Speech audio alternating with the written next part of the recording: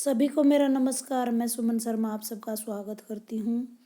हिंदी की संस्कृति पेपर में हिंदी की संस्कृति का केंद्र बनारस आज का मुख्य प्रश्न लेकर के। बनारस का प्राचीन नाम वाराणसी और काशी है। बनारस गंगा के उत्तरी तट पर दो सहायक नदियाँ वरुणा और असी के बीच में स्थित है। इतिहास की अगर बात करें तो सर्वप्रथम उल्लेख अथर्ववेद में काशी राज्य की राजधानी के रूप में हुआ है। प्राचीन काल में हिंदुओं की 7 नगरियों में से एक है। भारतीय इतिहास में काशी धर्म, संस्कृति और ज्ञान का प्रमुख केंद्र रहा है। बुद्ध ने भी यहाँ अपना प्रथम उपदेश यानी धर्म परिवर्तन यहाँ किया था। जैन धर्म के स्वामी पार्श्वनाथ ने वाराणसी के ही राजकुमार कहे जाते हैं। 1775 में अवध के नवाब के अधीन तथा 1781 के बाद अंग्रेजी राज्य के अधीन यह हो गया। वर्तमान में उत्तर प्रदेश में स्थित है और यशस्वी भारत के माननीय प्रधानमंत्री श्री नरेंद्र मोदी का जो है विधानसभा क्षेत्र है। ये तीर्थ केंद्र के रूप में वाराणसी का मुख्य आकर्षण शिव मंदिर या विश्वनाथ का मंदिर है। 1669 ईस्वी में औरंगजेब ने तुड़वाया था और वर्तमान में आधुनिक मंदिर का निर्माण अहिल्याबाई होलकर ने करवाया था। यहाँ के सूती वस्त्र अपनी उत्कृष्टता के लिए तथा कौटिल्य अर्थशास्त्र के लिए प्रसिद्ध है। वाराणसी आज भी रेशमी जरी की धातु के काम और सूती वस्त्रों के लिए प्रसिद्ध है। वाराणसी को प्राचीन भारतीय और धार्मिक जीवन के केंद्र के रूप में दीर्घकाल से प्रसिद्ध रहा है और आज भी ये शैक्षणिक मानचित्र पर अपने स्थान को निरंतर बनाए हुए है। राजनीतिक क्षेत्र में 2014 में वाराणसी लोकसभा से सांसद श्री नरेंद्र मोदी जी ने प्रधानमंत्री रहे हैं। गोपाल कृष्ण गोखले की अध्यक्षता में कांग्रेस का 21वां अधिवेशन भी यहाँ पर हुआ है। पूर्ण स्वाधीनता की मांग करने वाले गरम दल का आविर्भाव भी यहीं पर हुआ है। बनारस का सांस्कृतिक परिचय, जैसे आप देखिए बनारस के ये मुख्य बिंदु आप दोहरा सकते हो। जैसे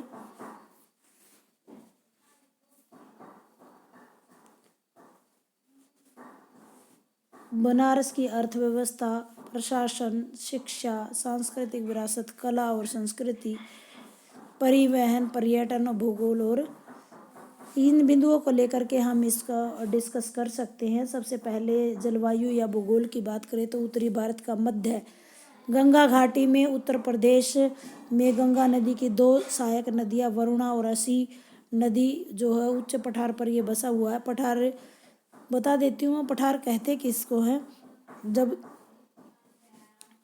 जो टेबल के समान एरिया जो बना होता है उसको हम पठार कहते हैं। यानी दो जो पहाड़ियाँ होती हैं उसके बीच के इलाके को हम तलहटी कहते हैं। लेकिन ऐसा पठार का मतलब है पर्वत जो कि टेबल के आकार का हो यानी समतल हो, उसको हम पठार कहते हैं। भौगोलिक स्थिति बसावट के अनुकूल है। गंगा नदी इसकी प्रमुख नदी है। इसके अलावा अनेक छोटी छोटी नदियां हैं जैसे बाणगंगा, वरुणा, गोमती, गढ़ई, चंद्रप्रभा इत्यादि। कभी कभी बहुत अधिक जल प्रवाह होने के कारण यहाँ बाढ़ आ जाती है। अर्ध कटिबंधीय जलवायु शीत और ग्रीष्म दोनों ही ऋतुएं इसके अंतर्गत आती हैं। अर्थव्यवस्था की बात अगर करें तो महत्वपूर्ण नाम यहाँ के कपड़ा उद्योग और हस्तशिल्प उद्योग प्रमुख है। बनारस जो है विश्व प्रसिद्ध है। बनारस का सूती वस्त्र उद्योग और यहाँ का कलाकंद बहुत मशहूर है। बाल श्रमिकों में भी यह आगे है। भारतीय रेल का डीजल इंजन के कारखाने यहाँ पाए जाते हैं। वाराणसी और कानपुर का प्रथम भारतीय घराना निहाल चंद किशोरीलाल भी बहुत प्रसिद्ध है, जिसने देश का चौथा ऑक्सीजन संयंत्र यहाँ पर लगवाया। लॉर्ड मैकॉले ने कहा है कि यह वाराणसी वह नगर था जिसमें समृद्धि, धन संपदा, जनसंख्या, गरिमा और पवित्रता एशिया का सर्वोच्च शिखर है। प्रशासन की अगर बात करें तो वाराणसी का प्रशासन के तहत नगर निगम के या वाराणसी विकास प्राधिकरण की मास्टर योजना के लिए उत्तरदायी है। जल आपूर्ति और मल निकास भी नगर निगम के द्वारा करवाया जाता है। कानून व्यवस्था के लिए उत्तर प्रदेश द्वारा वहाँ की पुलिस के द्वारा ये क्षेत्र जो है व्यवस्था की गई है। वाराणसी विधान सभा क्षेत्र है, जिसके 5 विधानसभा क्षेत्र इसके अंतर्गत आते हैं। गंगा एक्शन प्लान भी इसमें लागू है। शिक्षा के क्षेत्र में भी ये अग्रणीय है। स्कूली शिक्षा राज्य बोर्ड और सीबीएसई बोर्ड द्वारा की जाती है। 2 प्रमुख विश्वविद्यालय है। बनारस हिंदू विश्वविद्यालय जो कि 1916 के अंदर, बहुत ही इम्पोर्टेंट डेट है ये, 1916 मदन मोहन मालवीय और एनी बेसेंट के सहयोग से ITI BHU और आयुर्वेदिक संस्थान विश्व के सर्वोच्च 3 एवं एशिया के सबसे बड़े आवासीय विश्वविद्यालयों में से एक है। दूसरे विश्वविद्यालय की अगर बात करें तो संपूर्णानंद संस्कृत विद्यालय है। लॉर्ड कार्नवालिस ने इसकी स्थापना करी। काशी विश्वविद्यालय से मानित राजपत्र विश्वविद्यालय है। इसके अलावा केंद्रीय तिब्बतीय अध्ययन विश्वविद्यालय भी, जहाँ पर स्नातकोत्तर और स्नातक महाविद्यालय है। सांस्कृतिक विरासत के रूप में जो वाराणसी का पुराना शहर है और लगभग 1/4 भाग इसमें है। भीड़ भाड़ वाली संकरी गलियां हैं यहाँ। संकरी का मतलब भीड़ी गलियां हैं। असंख्य गलियों में असंख्य छोटे छोटे मंदिर हैं। ये संपूर्ण भारतीय संस्कृति का प्रतिबिंब जान पड़ता है। अनेक विदेशी पर्यटकों का लोकप्रिय स्थान है, जिसके अनेक उदाहरण हैं, जैसे रामनगर की रामलीला, बनारस घराना जहाँ तबला वादक हैं, 6 घराने जहाँ महत्वपूर्ण है। पंडित राम सहाय को बनारस बाज भी कहा जाता है। तबला वादक में गुट टुकड़ा और फर्द अनेक शैलियाँ प्रसिद्ध है। पंडित किशनलाल महाराज और शशांक बहुत प्रसिद्ध हैं। पवित्र नगरी, 10 लाख से ज़्यादा यहाँ तीर्थयात्री आते हैं। काशी विश्वनाथ मंदिर में 12 ज्योतिर्लिंग हैं। हिंदू मान्यताओं के अनुसार मोक्ष प्राप्ति का यह स्थान है। पाप भंजन स्थल भी इसको माना जाता है। गंगा नदी जो कि जिसमें 84 घाट बने हुए हैं, 80 घाट, दशमेश घाट, आदि घाट, पंचगंगा घाट, मणिकर्णिका घाट यहाँ के प्रसिद्ध घाट हैं। 2525 किलोमीटर तक यह नदी उत्तर से दक्षिण तक बहती है। घाट और मंदिरों की अगर मैं बात करूँ तो दशमेश घाट, सिंधिया घाट और मान मंदिर घाट, ललिता घाट, काशी विश्वनाथ मंदिर, दुर्गा मंदिर, नागर शैली और संकट मोचन मंदिर, व्यास इत्यादि भी बहुत ही ज़्यादा प्रसिद्ध है। कला और साहित्य की बात करें तो वाराणसी की जो संस्कृति है वो कला और साहित्य से परिपूर्ण है। कबीर, रविदास, तुलसी, भारतेंदु हरिश्चंद्र, जयशंकर प्रसाद, आचार्य रामचंद्र शुक्ल, प्रेमचंद, जगन्नाथ प्रसाद रत्नाकर, देवकीनंदन खत्री, हजारी प्रसाद द्विवेदी, तेग अली, क्षेत्रश चंद्र चट्टोपाध्याय, वागीश शास्त्री, बलदेव उपाध्याय, विद्यानिवास मिश्र और सुदामा पांडे धूमिल जैसे साहित्यकार हुए हैं। कला प्रेमियों में रामकृष्ण दास, आनंद कृष्ण इतिहासवेता हुए हैं। संगीतज्ञ की अगर बात करें तो ओमकार नाथ ठाकुर, रवि शंकर बिस्मिल्ला खां बांसुरी वादक है जो जिसे भारत रत्न भी प्राप्त हुआ है। गिरजा देवी, सितारा देवी हुए हैं। वहीं यहाँ होरी, कजरी, चेती, मेला, बुढ़वा, मंगल जैसे अनेक पर्व मनाए जाते हैं। आधुनिक संस्कृति में ये है एक मिस्टक लव स्टोरी जैसे चलचित्र बने हैं। अनेक फिल्में, टेलीफिल्में वाराणसी के जो दृश्य हैं फिल्माए जाते हैं।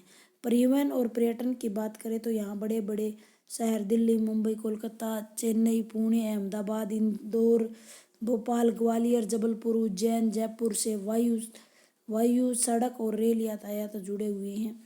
लाल बहादुर शास्त्री बाबतपुर विमान क्षेत्र यहाँ पर है। 16 छोटे बड़े रेलवे स्टेशन यहाँ हैं। NH2 और NH7 राष्ट्रीय राजमार्गों से यह जुड़ा हुआ है। पर्यटन की अगर बात करें तो अपनी अनुपम और अद्वितीय संस्कृति के कारण वाराणसी संसार भर के पर्यटकों का आकर्षण का केंद्र बना रहता है। BHU और यहाँ के विभिन्न घाट, गंगा नदी, बनारसी साड़ी, काष्ठ शिल्प, भित्ति और पीतल के सामान के कारण प्रति वर्ष लाखों लोग पर्यटन करने यहाँ पहुँचते हैं। अब बात करते हैं हिंदी साहित्य की। हिंदी साहित्य बनारस की क्या देन है? हिंदी साहित्य के विकास का यह केंद्र रहा है। यहाँ अनेक संत, महात्मा, महापुरुष, आधुनिक साहित्यकारों की जन्मभूमि ये रही है। अनेक संस्थाओं ने हिंदी भाषा के साहित्य को उन्नत और विकास के पथ पर अग्रसर किया है। अगर मैं बात करूँ 14वीं शताब्दी की, तो यहाँ संत रैदास, जो कि जिन्हें रविदास भी कहा जाता है, मीरा के गुरु माने जाते हैं। कबीरदास, जो कि भाषा के डिक्टेटर माने जाते हैं, निर्गुण काव्य धारा के बहुत ही प्रमुख कवि हैं। एक ईश्वर यानी एकेश्वरवाद का उन्होंने जनमानस को पाठ पढ़ाया है। समाज में पहले ईर्ष्या, द्वेष, आडंबर, जाति पाति, अछूत जैसी दुर्भावनाओं से दूर करने का प्रयास किया है और जीवन को एक नई राह दिखाई है। वहीं मैं राम भगत तुलसीदास की बात करूं तो उनकी जो रामचरितमानस की रचना करके हिंदी साहित्य और उस हिंदी भाषा को विश्व के कोने कोने तक इन्होंने पहुंचा दिया है। आधुनिक युग में काशी में ही जन्मे भारतेंदु हरिश्चंद्र की अगर बात करें तो 35 वर्ष की अल्पायु में इनकी जो जन्म है 1850 और मृत्यु जो है 1885 में हुई है। मात्र 35 वर्ष की अल्पायु में उन्होंने अनेक नाटक, निबंध, यात्रा, वृत्तांत और साथ साथ हिंदी पत्रकारिता का सूत्रपात किया है। वहीं हिंदी आलोचना की भी शुरुआत इन्होंने ही की है। भारतेंदु मंडल की इन्होंने स्थापना करी है। हिंदी को नई ढाल में इन्होंने ढाला है। अनुवाद के क्षेत्र में महत्वपूर्ण कार्य किए हैं। कवि वचन सुधा, हरिश्चंद्र चंद्रिका जैसी पत्रकारिता करके भारतीय हिंदी साहित्य को महत्वपूर्ण स्थान इन्होंने दिया है। हिंदी विकास में अहम योगदान देने वाले महामना मदन